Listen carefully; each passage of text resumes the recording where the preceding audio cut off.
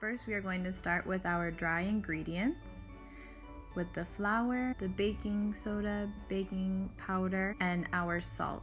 Our sugar is going to go into a separate bowl. Mix these ingredients and then set aside. Now in a separate bowl, we are going to add the sugar and our butter that should be softened. You can soften it by leaving it out on the counter for some time. We are going to mix and then add our vanilla.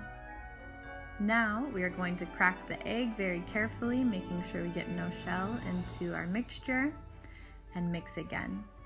Now we will add the flour little by little and continuing to stir between adding the flour.